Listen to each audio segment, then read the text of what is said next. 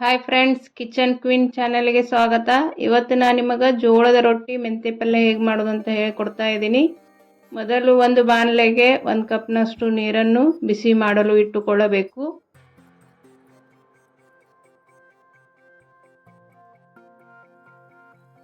ಆ ನೀರು ಬಾಯ್ಲ್ ಆದ ತಕ್ಷಣ ಜೋಳದ ಹಿಟ್ಟಿಗೆ ಹಾಕಿಕೊಳ್ಳಬೇಕು.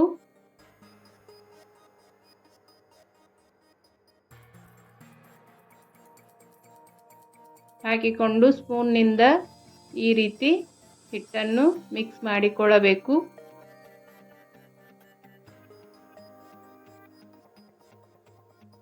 ಹಿಟ್ಟನ್ನು ಈ ರೀತಿ ಮಿಕ್ಸ್ ಮಾಡಿಕೊಂಡು ಚೆನ್ನಾಗಿ ನಾದಿಕೊಳ್ಳಬೇಕು. ಹಿಟ್ಟು ಎಷ್ಟು ನಾದುತ್ತೇವೆಯೋ ಅಷ್ಟು ರೊಟ್ಟಿ ಮೃದುವಾಗಿ ಚೆನ್ನಾಗಿ ಬರುತ್ತವೆ. ಈ ರೀತಿ ಸ್ವಲ್ಪ ಸ್ವಲ್ಪನೇ ನೀರು ಹಾಕಿಕೊಳ್ಳುತ್ತಾ ಚೆನ್ನಾಗಿ ನಾದಿಕೊಳ್ಳಬೇಕು. 2 ಕೈಯಿಂದ ಈ ರೀತಿ ಚೆನ್ನಾಗಿ ನಾದಿಕೊಳ್ಳಬೇಕು. ಹಿಟ್ಟು ಅತಿಯಾಗಿ ಸಾಫ್ಟೂ ಇರಬಾರದು, ಗಟ್ಟಿಯಾಗಿಯೂ ಇರಬಾರದು, ಮೀಡಿಯಂ ಆಗಿರಬೇಕು.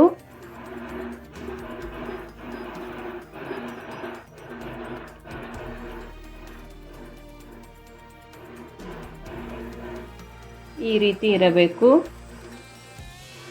ಈಗ ರೊಟ್ಟಿ ಮಾಡಿಕೊಳ್ಳೋಣ. ಈಗ ಸ್ವಲ್ಪ ಹಿಟ್ಟನ್ನು ತೆಗೆದುಕೊಂಡು ಕೈಗೆ ಸ್ವಲ್ಪ ನೀರನ್ನು ಹಚ್ಚಿಕೊಂಡು ಈ ರೀತಿ ಚೆನ್ನಾಗಿ ನಾದಿಕೊಂಡು ಉಳ್ಳೆಯನ್ನು ಮಾಡಿಕೊಂಡು ರೊಟ್ಟಿಯನ್ನು ತಟ್ಟೋಣ. ಕೆಳಗಡೆ ಈ ರೀತಿ ಸ್ವಲ್ಪ ಒಣ ಹಿಟ್ಟನ್ನು ಹಾಕಿಕೊಂಡು ಈ ರೀತಿ ರೊಟ್ಟಿಯನ್ನು ಮಾಡಬೇಕು.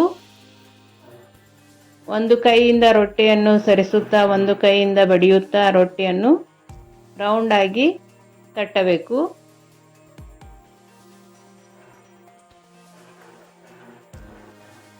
ಮಾಡುತ್ತಾ ಹೋದಂತೆ ತಾನಾಗಿಯೇ ಬರುತ್ತದೆ.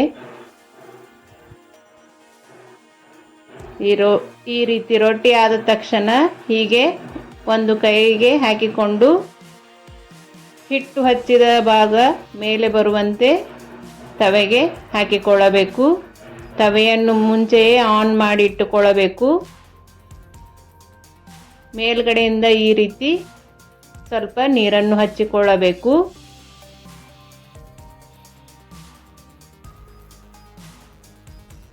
ಆ ನೀರು ಒಣಗಿದ ತಕ್ಷಣ ಈ ರೀತಿ ರೊಟ್ಟಿಯನ್ನು ಹೊಳ್ಳಿಸಿ ಹಾಕಬೇಕು. ಈ ರೀತಿ ಗೂಳೆ ಬಂದ ತಕ್ಷಣ ಮತ್ತೆ ಹೊಳ್ಳಿಸಿ ಹಾಕಿ ಈ ರೀತಿ ಒಂದು ಕಾಟನ್ ಬಟ್ಟೆಯಿಂದ ಚೆನ್ನಾಗಿ ರೊಟ್ಟಿಯನ್ನು ತಿರುಗಿಸುತ್ತಾ ಆ ಬಟ್ಟೆಯಿಂದ ಒತ್ತಬೇಕು. ಈಗ ನೋಡಿ ರೊಟ್ಟಿ ಎಷ್ಟು ಚೆನ್ನಾಗಿ ಉಬ್ಬಿಕೊಂಡಿದೆ. ಈಗ ಜೋಳದ ರೊಟ್ಟಿ ರೆಡಿ ಆಯಿತು. ಸಾಫ್ಟಾಗಿ ಚೆನ್ನಾಗಿ ಇರುತ್ತದೆ. ಈ ಬೇಸಿಗೆಗೆ ಜೋಳದ ರೊಟ್ಟಿ ತುಂಬ ಚೆನ್ನಾಗಿರುತ್ತದೆ.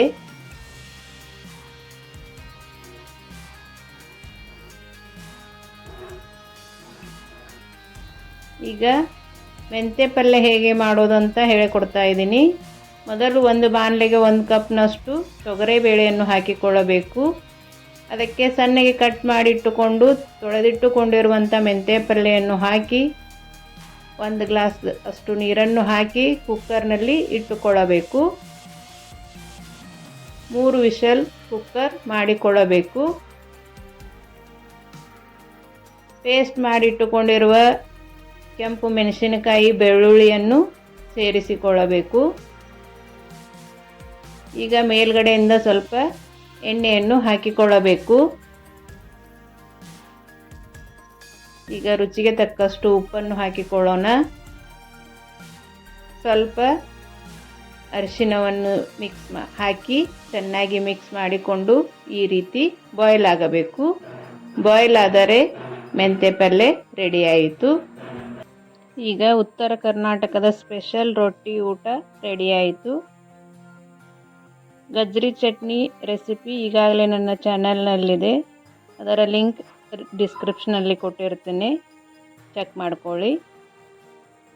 ನಿಮಗೆ ಇಷ್ಟವಾದಲ್ಲಿ ನಮ್ಮ ಚಾನೆಲನ್ನು ಸಬ್ಸ್ಕ್ರೈಬ್ ಮಾಡಿ, ಶೇರ್ ಮಾಡಿ, ಲೈಕ್ ಮಾಡಿ.